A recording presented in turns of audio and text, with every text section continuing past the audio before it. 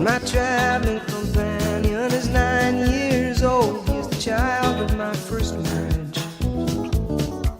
But I've reason to believe we both will be received in grace. Hello, welcome to TSC Talks, the podcast where we talk about tuberous sclerosis complex. Thanks for tuning in. This is your host, Jill Woodworth. On today's episode, I have school psychologist Woody Seagren. He's going to talk a little bit to us about his education, his experience in the field of school psychology, what we can do as TSC parents to best work with our school psychologist, how to make best use of a school psychologist, their role, labels, diagnosing. We get into a lot. So I hope it's helpful and interesting. I should mention that he is also my son, so that's an exceptional bonus to have him on the podcast. Without further ado, take it away, Woody. So I am talking with Woody Seagren, and he happens to be my son, and he also happens to be a school psychologist and of a rather large school in a rather large school district, and he agreed to be on the podcast. So he grew up with his dad in Colorado, and we've kind of had contact over the years and gotten closer in the last few years.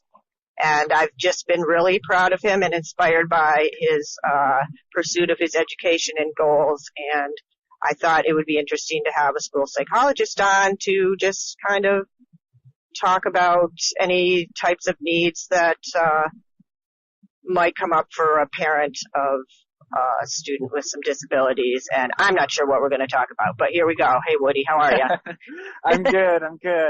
Glad to be here. Thank you. So why don't you just tell me a little bit about your background as far as your education and how you got into school, wanting to become a school psychologist.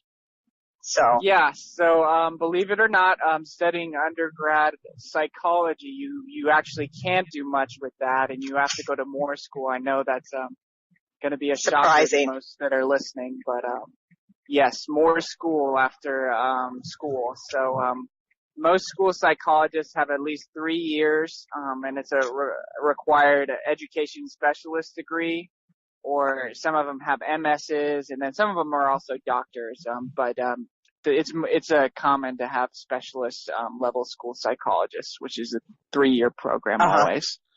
I got into the field through actually in the final year of my psychology. I changed from business to psychology in college, and I found out about school psychology, and I thought it was all the things that I liked. I liked working with kids with special needs, especially having a little bit of a background with siblings, and also having a little bit of interest in quantitative methods like numbers and tests and behavior and all of the little things. And I also like the independent aspect of school psychology, where you kind of get to make your own way, make your own schedule, schedule your own things. You're not really under the thumb of people really unless you do anything wrong. So I've avoided that thus far. So, it's good.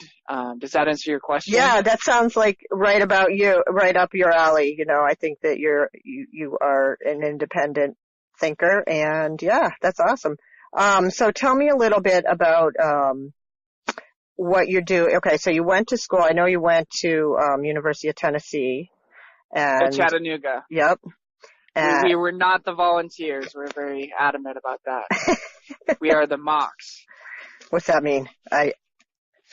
What's that? Oh, it's a different college team. Yeah. Oh my goodness. Yeah, exactly. Well, I'm sure, hopefully that will, people will know that because of, not me. But yeah. There's always a rivalry that goes on between the different venues of the big local state school system. So if you told a UT fan that I went to UT and I didn't know any of the lingo, then they'd be pretty disappointed. So. Gotcha. Yeah, well, at least you're in Tennessee. That's right. We're in Tennessee. We got the Tennessee. Yeah, yep. We're in Tennessee. That is cool. I have family in Tennessee. You have family in Tennessee. Anyways, enough about that. Not that we could talk about that more, but yeah, we could. There's lots of things about Tennessee I'm sure people would like to know. I can think of several actually. So tell me about your current position. I know that you did a internship, in your current position, and then you got hired. So just fill me in a little bit about just that portion of it and what you're doing now. Yeah. So every school psych program has an experiential portion of at least a year, and so that's where we get to kind of practice what we've learned and go into the school and do that, make sure we're doing all the appropriate things under the supervision of a more experienced school psych who has at least over 3 years of experience. And so that's what I did last year. And then this year I'm a full-blown school psychologist. I have 3 different schools. Wow. With about 2,200 students overall, which is quite a bit, but we're trying to keep on top of it. I have a middle school and 2 elementary schools, and I do a lot of assessment. If a kid has a problem, really, I'm kind of the catch-all for if kids are having problems. Luckily, in my district, we have educational diagnosticians, which are wonderful to have because that means that about half of our testing is cut out. We rely on them for the academic testing. How are the students doing in reading, writing? Yeah, reading, writing, and math. They do all that stuff. And it's the boring tests. I get to do the fun mazes and all the manipulatives and all that kind of stuff. So it does make it a little bit easier to handle the load of assessment. But yeah, anyways, what I do from about day to day, I spend a lot of time in meetings, meeting with parents, meeting with teachers, meeting with vice principals, you name it. If a student has a problem, they'll usually come to me or through what's called the child study process and talk about the problem, and I'll suggest interventions. Then I'll intervene with some students. I really see a pretty limited portion of the population, those that are pretty struggling pretty severely with either social, emotional, or academic issues. Okay. And so I can do that through group counseling. I can do that through small groups.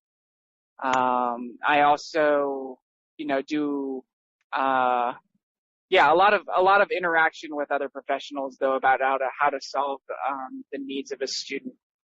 Interesting. But I do see parents quite a bit, kind of the first line of defense. Not that there's anything wrong with parents coming in with problems, but the first person that usually after a teacher that they see at a school when there's problems going on with how the student is learning.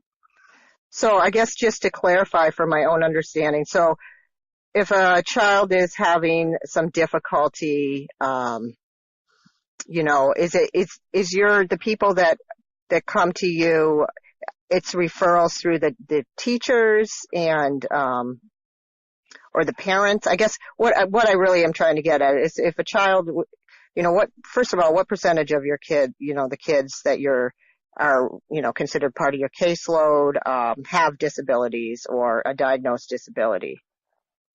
Yeah. So, first of all, there's like this, the word caseload is a little bit, I think restricted because we don't really have caseloads. We have cases that we take on for evaluation, which is a different thing, but then we also have groups that we do in group.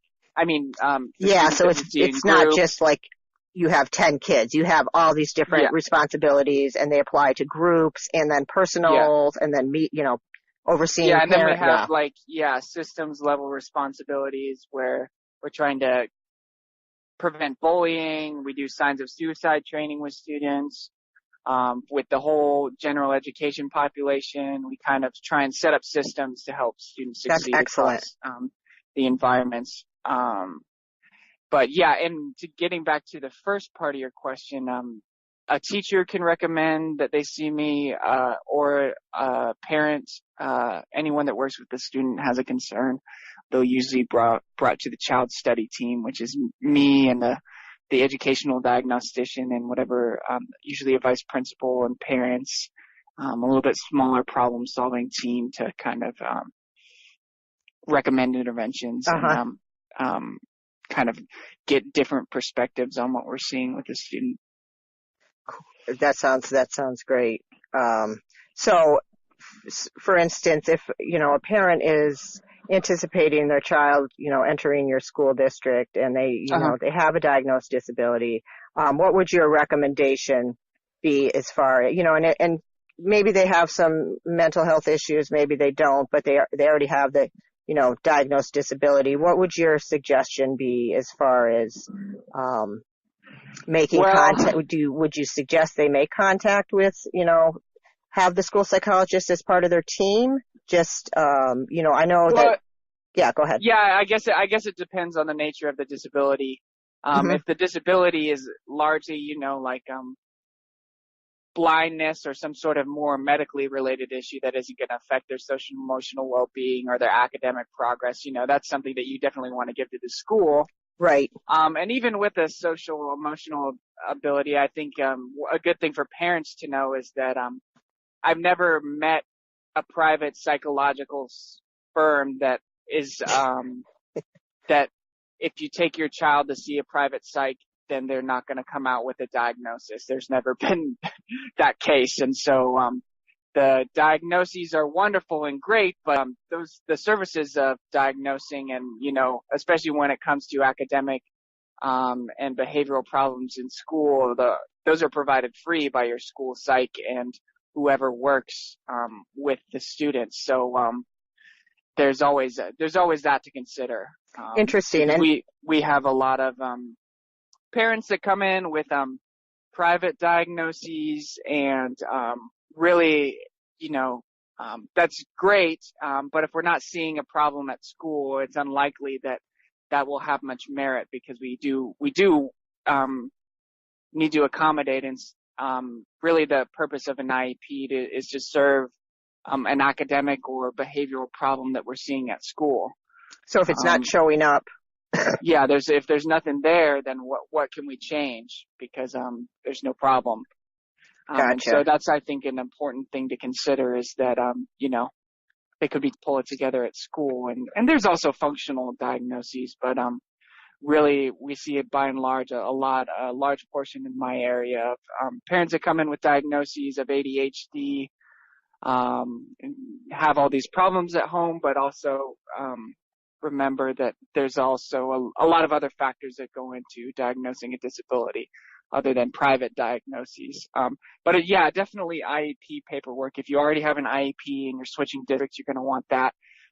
Especially in my district, we do a really good job about accommodating medical issues. And so we don't always need a 504, which is, Section 504 of the Rehabilitation Act, which is, we don't always need a 504. We can actually be a little bit more flexible because we make interventions and modify those in the child study process. And we oftentimes prefer to do that because we can provide more to a student. But whenever somebody leaves a district, we suggest that they get a 504 because those don't always translate between districts. And a 504 is obviously a legally binding document. That's a good takeaway. I think with the population that might be listening to this podcast, hopefully, tuberous sclerosis complex, as you know, affects like all different parts of the body. And I think people are becoming more aware of, and there's been, some research done on it, is that it's called TAND, I'm going to blow it here, tuberous sclerosis associated neuropsychiatric, and associated, I'm not sure if the last, of the acronym D is disorder but disability. Disability, yeah, it's like 90% of people diagnosed have some type of neuropsych, issues. So like, I think parents that, and that doesn't mean that it's going to show, that doesn't mean everyone. And like you said, some kids might keep it together at school and, be fine at school, so it doesn't show up. I guess I think going into a situation, having a TSC diagnosis, you might